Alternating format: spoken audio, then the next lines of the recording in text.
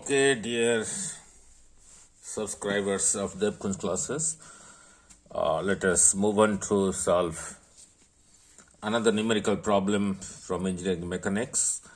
Problem set 2.4, solution to 2.51. Let me read out first the statement. Two vertical masts AB and CD. If you look at the figure, this AB, this shaded portion, this shaded portion, there are two vertical poles, right? Are guided by wires BF and DC. This is held in position by a wire BF. This is held in position by a wire DZ, right?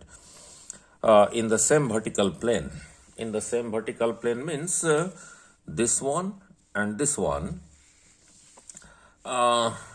They lie in the same vertical plane, like this. Not like this. Not like this, or not like this, or not like this, not like this. Means if you pass a plane, vertical plane, the plane will contain both AB and CD. The vertical plane will contain both AB and CD. For such situations, the analysis will be different. So, and are connected by a cable BD. BD is a cable. These two poles remain in position because of this cable BD and this one BF and this one DZ. These are two wires. And the length of from B to D is equal to L, from L. From the midpoint of BD, that is this point, from the midpoint T of which is suspended a load Q. From the midpoint of BD, that is from this point, a load Q is suspended. So this one, this cable has been pulled down by a length D at the midpoint. So therefore ED, the length of ED is equal to length of BE, since E is the midpoint of BD. So this angle will be equal to this angle. Let it be alpha, right? Find the tensile force S in each of the two wires BF and DZ. Now these two wires, this BF and DZ, will have some tensile force. If you consider this point, it will be away from B, let it be S. If you consider this point, it will be away from D to this side. If you consider this point, then S will be to this side. If you consider this point, then the same S will be to this side. Now, if the load Q, the value of Q is given 445 Newton, and the length L is equal to 6.1, that is from B to D is equal to 6.1 meter, and the amount by which it has been pulled down, the sag, is D is equal to 0.305 meter. So we have to find the tensile forces in both the cases. Now look at, before I proceed, let me explain what is a rope or a chain or wire for anchoring, for holding an object such as a radio mast in position, right? Now AB and CD are two, this AB and this CD are two vertical poles. AB and CD are two masts, a tall wooden or a metal pole for a flag to be hoisted or the ship's sail. And BF and DZ, this BF and DZ are two ropes or chains. BF and DZ are two guys holding AB and CD in position. And the position as shown in the figure, both of them, AB and CD, are vertical and they are lying in the same plane. In the same vertical plane, both are lying. Sorry, what is given? the value of this load is given. The value of this load Q is given as 445 Newton, BD, the length L, that is from here to here, is also given, that is 6.1 meter, and the sag from here to here, D, is also given as 0.305 meter. So let S1 is the tension in BE, S2 in tension ED, and S is the tensile force in BF and DZ. This I explained in BF and DZ. S1 is the tension in BE. Let us look at BE. If you look at BE, if you consider this point, S1 is to this side. If you consider this point, then S1 is to this side, S1.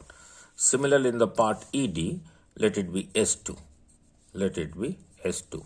For considering point E, it will be towards this side. For considering point D, it will be towards this side, the same S2.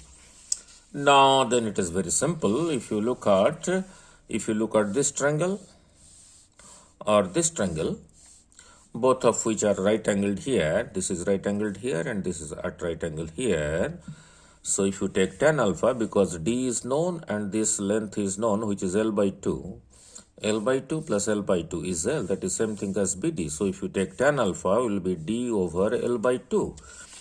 So your tan alpha will be D over L by 2. 2 comes to the numerator, 2D by L. Let's put the value of D and L.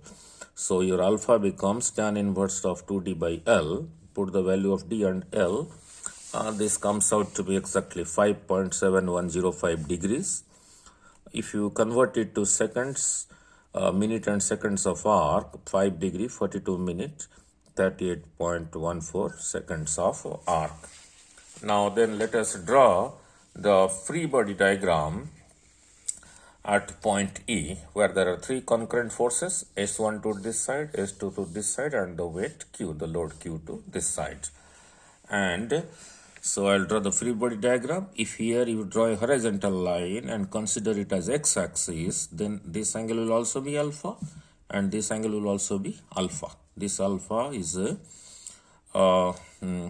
alternate to this alpha, because this dotted line and this line are parallel. This is transversal, so this is alpha, therefore this will be alpha. So this is alpha, this will also be alpha. Now the free body diagram at point E. So actually the previous video went wrong, so I'm using the same paper again to explain the things. So the free body diagram at E.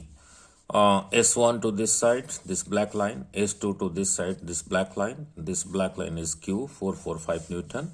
This angle I explained how this is alpha, because this x-axis is parallel to this x-axis. This x-axis is same thing as this line here, and this dotted line is parallel to x-axis. So these two angles are same, these two angles are same, alpha each. Now let us apply sigma x is equal to 0. Now if you drop a perpendicular from here and a perpendicular from here, then this part will be your S2 cos alpha and this part will be your S2 sin alpha. Similarly, if you drop a perpendicular here and one here, this part will be the component of S1 along x-axis will be S1 cos alpha, and this one will be again another S1 sin alpha, right? So since I am taking sigma x is equal to 0, so I have to equate the forces. S1 cos alpha along the negative x-axis, S2 cos alpha along the positive axis. They are already opposite to each other. So if their values are equal, then the condition of equilibrium is established. So S1 cos alpha is S2 cos alpha, cos alpha, cos alpha cancel. So S1 is equal to S2. Make it equation 1. Then let us apply sigma y is equal to 0 at point E. To this side I have two forces, S2 sin alpha, S1 sin alpha. They are in the same direction. So they will be just added arithmetically, which is same thing as vector addition because they are in the same direction. And that is being opposed by this Q. So S1 cos alpha plus S2 sin alpha, S1 sin alpha plus S2 sin alpha is Q. Since S2 is equal to S1, I can put S1 here. So S1 sin alpha plus S1 sin alpha, 2S1 sin alpha is Q. So take 2 and this sin alpha term to the right hand side, so it becomes Q over 2 sin alpha. And the value of Q is known, 445 Newton. Alpha we have already calculated, that is 5 degree 42 minutes. So I will use this part only. I will not use the seconds of arc, which was 38.14 seconds. I will only degree and minutes of arc. So put the values in a scientific calculator. This comes out to be 2240.23 Newton is your S1. And since S1 is also S2, which I proved here, so S2 is also equal to 2240.23 Newton. Then let us move on to the point B and draw the free body diagram. Point B, let me show you the original figure here. Point B, or you can draw the free body diagram at D because the situation is symmetrical. So I am applying at point B. To this side is S1, to this side is S, right? And there will be some reaction force also. When this mast is pulled to this side due to this string and is pulled to this side due to this string, then this will push the earth here with some action force. So there will be a reaction force also to this side. Let it be RA, which we are not required to find, but we can still find. So there are three forces, S, S1, and there is a reaction force. Suppose this whole reaction force is transmitted through this, and I can show it at the point B to this direction, right? Vector can be shifted parallelly. So now the free body diagram at point B I am considering. You can do it at point D also. It will give you the same result. So sigma x is equal to 0. This is your RB, this is your S, this is your S1. This is given as 30 degree. This is given as 30 degree. So sigma x. So sigma x means along x-axis. So if you drop a perpendicular from here, so this part will be your S1 cos alpha. If you drop a perpendicular here, this part will be your S times sin 30. So, and they are already opposite. So S sin 30 will be equal to S1 cos alpha. So sin 30 goes to the other side. Now put the value of S1 which we calculated.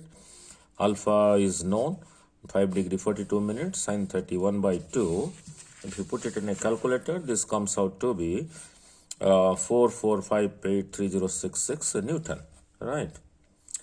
Now the reaction force at A, you can find it by sigma y is equal to 0. By putting sigma y is equal to 0. How should you do that? If you drop a perpendicular from here on y-axis, this much will be your S1 sin alpha. If you drop a perpendicular from this point on y-axis, from here to here will be your S times cos 30. So S cos 30 plus S1 sin alpha, they are in the same direction and the reaction force RA is opposite to that. So your RA will be the reaction. We are not supposed to find it out in this numerical, but still you are interested. So S cos 30 plus S1 sin alpha. S is found out, cos 30 root 3 by 2. S1 was found out.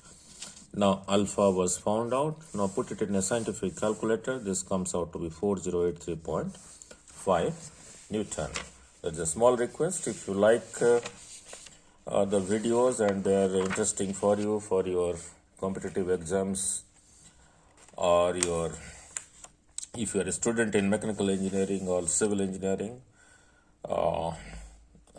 you can give a thumbs up and subscribe to the channel and like it at your own sweet will. Thank you.